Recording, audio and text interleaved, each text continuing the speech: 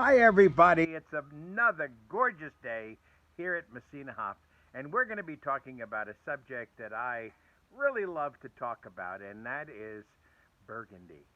Burgundy, terroir. It's all about the dirt. It's amazing. And when I was a child growing up in New York, everyone had to have a shtick. Well, in Bordeaux, it's all about the blend. It's all about the blend. In Burgundy, it's all about the dirt, the terroir. So we're going to be talking about the terroir of Burgundy, and we're going to be comparing it to the terroir of the High Plains. Amazing. In Texas, we can grow great Chardonnay and great Pinot Noir.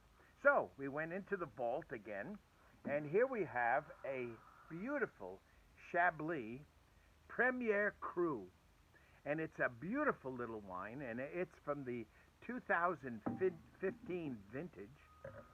And we'll go ahead and taste.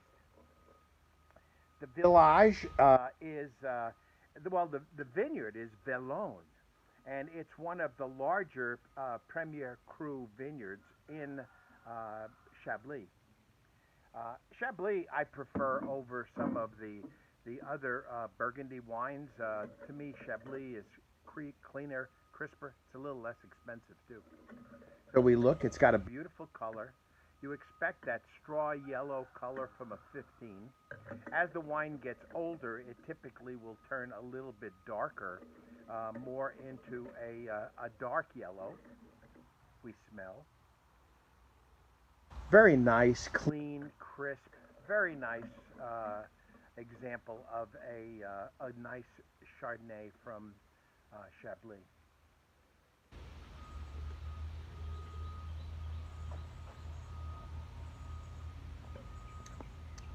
Very clean. It's got a nice floral note, a hint of maybe apple and a little bit of pear. Um, a wonderful wine to go with seafood, especially things like scallops and oysters. I love Chablis with oysters.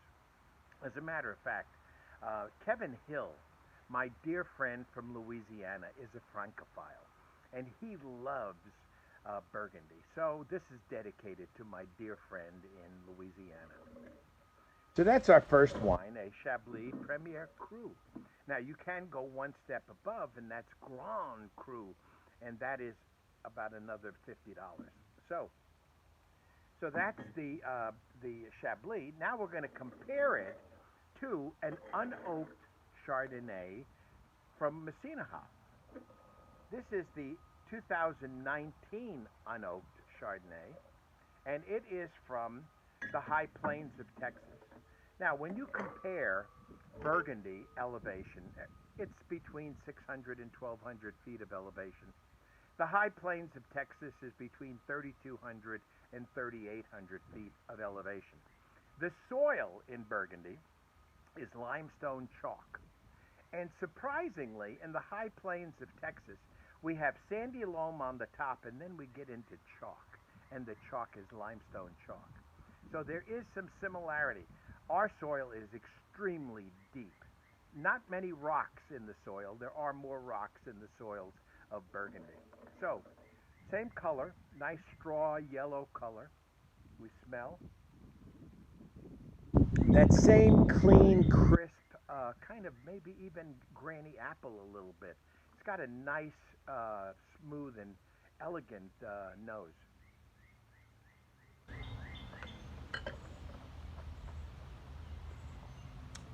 Lovely, lovely wine. Nice. It just stimulates your tongue. It's got great acidity. Now, the reason why we call it unoaked is because it has not been in an oak barrel. Makes sense. Now, we do make a full on private reserve Chardonnay, which is put in oak, and it's French oak, just like the Chablis. The Chablis was also aged in French oak. And so what you expect is that little hint of wood. You also expect a little bit of a process called malolactic fermentation. Now, malolactic, malic acid is the acid in a granny apple. Lactic acid is the acid that you get in cheese, in milk. So, what we do as winemakers is we convert that malic acid, that kind of sharp acid, into a more mellow acid. And that's what happens in the barrel. So we smell, and you pick up that creamy characteristic that you get. It actually has kind of a creamy texture to it. You smell it and you taste it. Mm. It is elegant. It is a fabulous wine. Chardonnay is one of those grapes that grows beautifully on the high plains if it's in the right location. And we find that Chardonnay is such a popular wine that when you grow it on the high plains, you really have to make sure that it's in that perfect spot because otherwise it does tend to have problems with spring freeze and winter kill and stuff like that. But in the right spot, and that is in Terry County near Brownfield, Texas. The Chardonnay grown there is exquisite, and we're very, very proud of it. It's a great little Chardonnay. Now we're going to talk about two things. We're going to be talking about Pinot Noir. Pinot Noir is an elegant wine.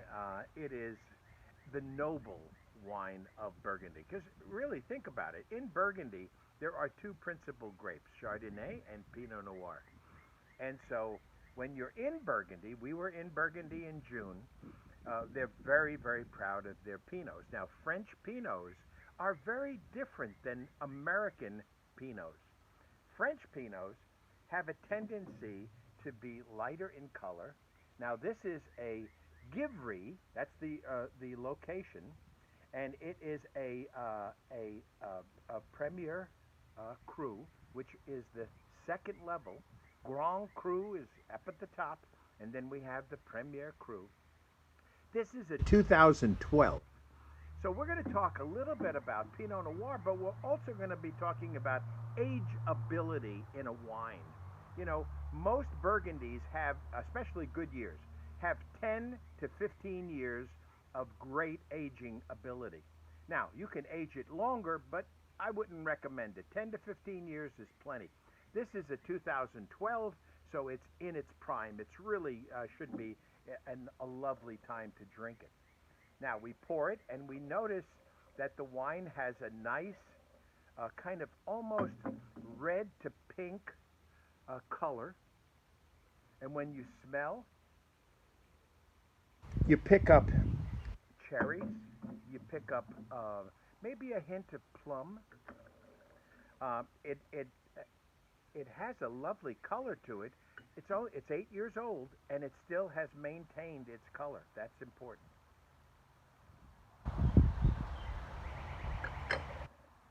Hmm. A very elegant wine. You know, the vintages of 12, 14, and 17 in Burgundy are considered good years in Burgundy. And this is a 12, and it's a lovely wine. It's a lovely wine to have with lamb, maybe a veal, maybe light pasta. Lovely wine. Pate, one of my favorites. It's a lovely, lovely wine. Now we're going to compare that to our. This is special. I took this out of my deepest collection. This is a 2007 private reserve Pinot Noir that came from the Bell Brothers Vineyard and Merrill's Vineyard in Hale County, which is the most northern county where we were growing Pinot Noir at the time. And I mean, this is the last bottle that we have. Our Pinots have been so popular that typically, as soon as we release them, they pretty much sell out. So right now, our current vintage of Pinot Noir is resting in the bottle, and it won't be released until sometime in the future. So when it's released, you better jump on it because it won't be around very long. So here we go. 2007. It's 3 years older. No, 5 years older than our French friend hereby. Look at this. Oh my God. Look at the color on that wine. It's beautiful. Oh my God. Look at it. It's darker. Look at that. It's amazing. You smell. Oh, I mean, it is so fragrant, so aromatic. Anyone who says we cannot grow Pinot in Texas has never had our Pinot Noir. I tell you, let's taste it. Mmm. My God, that's almost like a double. Mmm. That's amazing. My mouth is salivating. Where's the food? We've got to have food. It's amazing. This is a beautiful, beautiful wine. I tell you, I love Burgundian style wines. I love being in Burgundy. Beaune is a gorgeous place to stay. You can travel around Beaune and you see all the beautiful vineyards of Burgundy. But be sure that when you look on the shelf for a Texas Chardonnay and a Pinot Noir, look for Messinahof because we have really mastered the production of these two grapes. So, on behalf of all of us at Messinahof, we want to wish you a fabulous day and God bless you.